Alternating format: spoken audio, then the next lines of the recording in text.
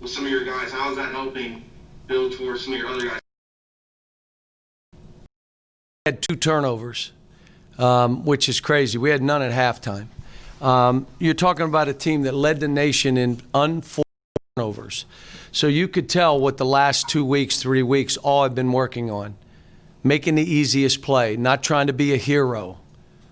If a guy's right in front of you, throw it to him. How about this? If you drive and your man or someone else's man is in front of you, for all you basketball bennies, what does that mean? You drive and there's a man in front of you and it's not your man. There's another guy open. There's somebody open because you got a guy that's not your man. We're getting better. The other thing is the execution, and I'm demanding it. I mean, the coming out of a timeout, the Olivier play, the last play for Davion, execution. You know why? They're worried about their team instead of themselves. Everybody's got a role. Jacob Toppin was ridiculous. And again, I told them, whoever fights, I'm leaving in the game. I need fighters, just like we did at Mississippi State. I need fighters. And if I play 5 guys the rest of the way, that's what we're going to do. Dante broke down a ton today defensively. He made baskets and free throws when we needed it, but he may have given up as many as he scored. And I told him, I said, look, if that's the case and it's even Steven, I'm probably good with you. But you got to get to where, and they were game planning stuff. Like, you know, he went under a screen. They just did some stuff. But I'm telling you, he deserves to be on that court. And you know what he does to the defense. He spreads out the defense. I ran a play for him, banged a 3, right to the top. Boom. That may have been out of a timeout. John Hale will go to you, then Jerry after that.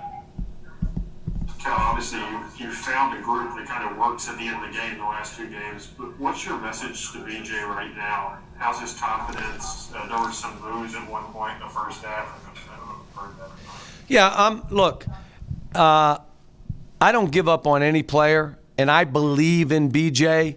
We have been working on BJ to play a certain way, but he'll revert back to what he knows best, those flips, don't get fouled. I have, you know, I mean, and I told him all the stuff we've been working on, you did none of it today.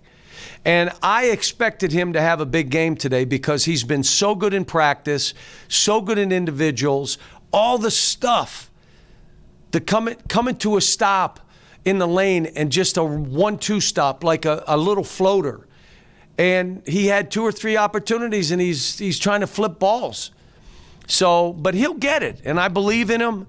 But again, he didn't come out because of his offense. He came out because defensively they were going right at him.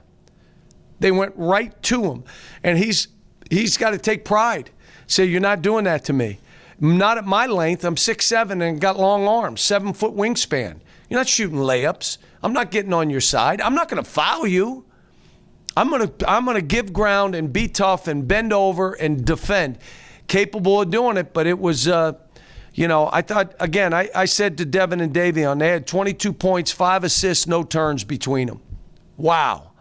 I grabbed him after the game. I told Isaiah how proud I was. How about Isaiah struggled early? Had a little, you know, emotional thing on the bench. Kissed him on the forehead, said, look, I love you, kid. Just come back, you'll be fine. And then he gets the biggest rebound of the game. The last one, above the rim, jerked it in, screamed for a will to win. Jerry, go ahead, and then Kyle will be next. You made 26 out of 32 free throws, and just well, every one down the stretch. What if anything, does that say to you? Well, they're a three-point shooting team. So when you shoot, how many threes did they shoot? 27, 28? So they're not going to have as many opportunities. We were posting the ball and trying to drive the ball. I'm trying to really define how we're going to have to play, and we're getting closer to it. So, you know, and some of the stuff was out on the floor late, so I would say 6 of them.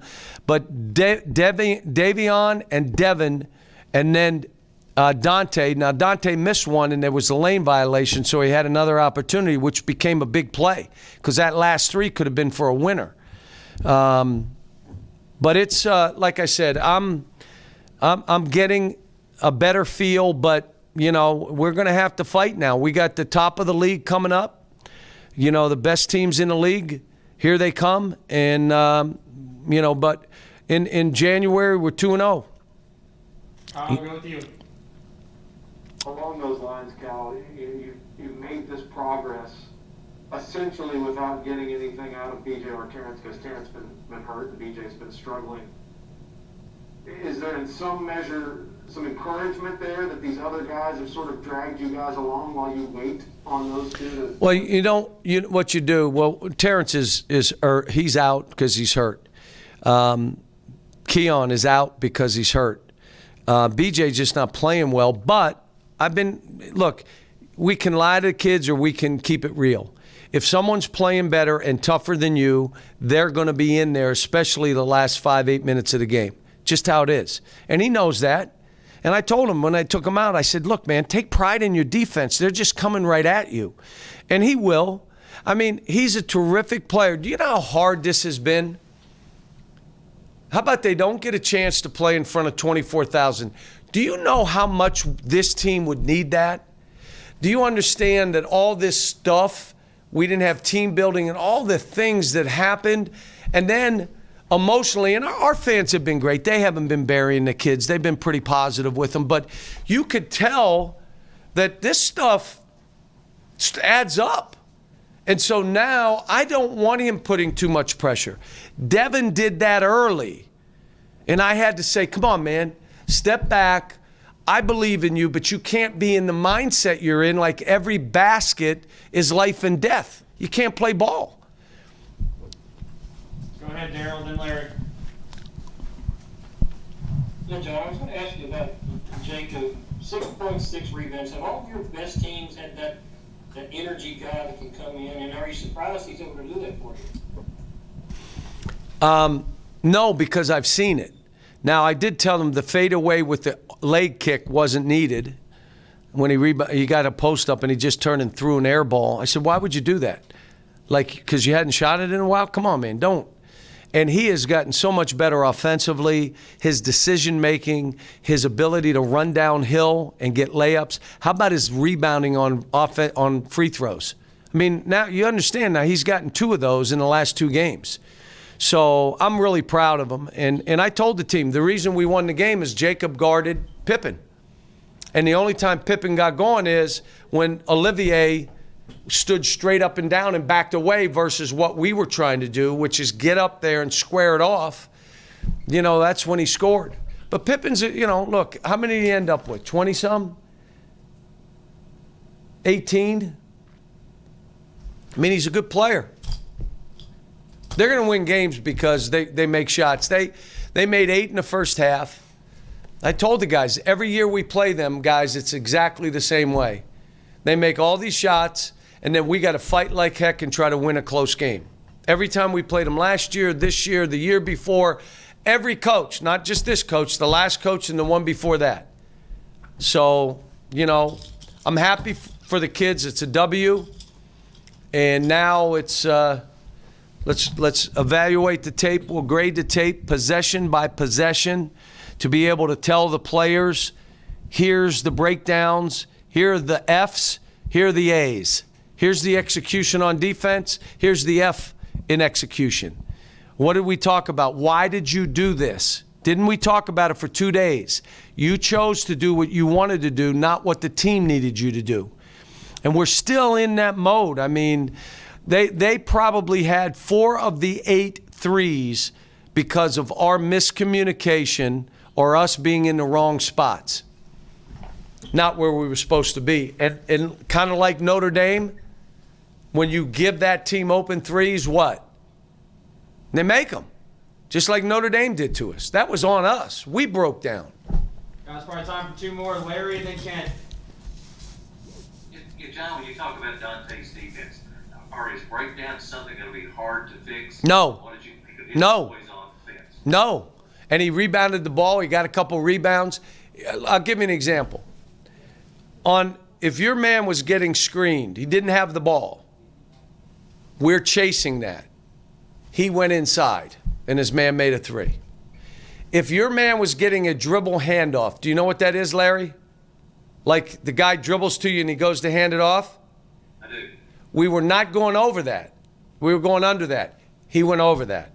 If your man was going through the lane to the weak side, you were to stop with both feet in the lane on the other side of the basket to where you left. Not, well, he went out there twice outside the lane and wasn't ready to switch to a guy that he needed to switch to because he wasn't where he was supposed to.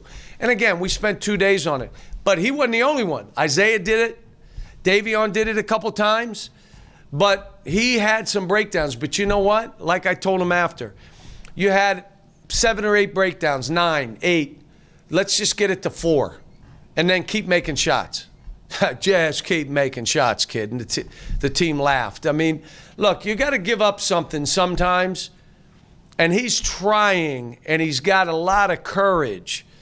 But like I said, our breakdowns wasn't just him, but I want everybody out there to know, look, what he's doing for us, we can't replace it. So I got to figure out how I get him better on defense or more comfortable. Ken, finish this off. Yeah, John, it seems like with every passing game, you are really starting to trust Devin and Davion in the backcourt to be able to make plays for you guys. That final play, to be able to trust those 2 guys to make that shot and Davion to be able to hit it. Well, here's what I'm doing. I'm giving them stuff to run because I want to do less and I need them to do more. That here's the stuff we're running. You run what you want. But here are the 2 or 3 things we're going with. And then there may be a timeout, and I say, okay, let's do these couple things now. So if we have it in transition, you know what it is. If not, at a dead ball, here it is. And I let them make those choices. We did miss a bunch of layups now today. We probably missed 4 or 5. And maybe those should be runners versus layups because of our size. But like I said, I'm happy for the kids. BJ's going to be fine. We need our fans to absolutely support BJ. I don't know why anybody would just want to be nasty to anybody. If you want to be nasty to me. It's my fault. Don't be nasty to him. I'm the one that put him in the game. So if you're mad, just be mad at me. Be positive. Everybody left Devin alone. When Devin struggled early, no one really got on Devin. Our fans left him alone. They let him do his thing. And look where Devin is now. And now I'm saying the same thing. Our fans haven't been bad on BJ. They've been pretty good because they're good people. They're not nasty. They're not trolls. It's not who they are. So now you'll see him begin to come. And you know what? You feel like you played a part in it. It's like you're in this building in 24,000 with us here. With us not here, it's a different game for us. But I say it again, it's a good win. We got tough games coming up. All I'm trying to do every day, how do I get these guys better? How do I get them to understand I believe in them? How do I get them to understand they must execute on both sides of the ball for us to have that chance that we want to do something unique and special? Thanks.